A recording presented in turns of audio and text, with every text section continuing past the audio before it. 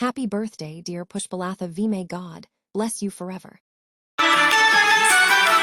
ಜನ್ಮದಿನವಿದು ನಿನ್ನದಾಗಿದೆ, ಶಾಂತಿ ಸೌಖ್ಯವು ನಿನ್ನದಾಗಲಿ. ಜನ್ಮದಿನವಿದು ನಿನ್ನದಾಗಿದೆ, ಶಾಂತಿ ಸೌಖ್ಯವು ನಿನ್ನದಾಗಲಿ.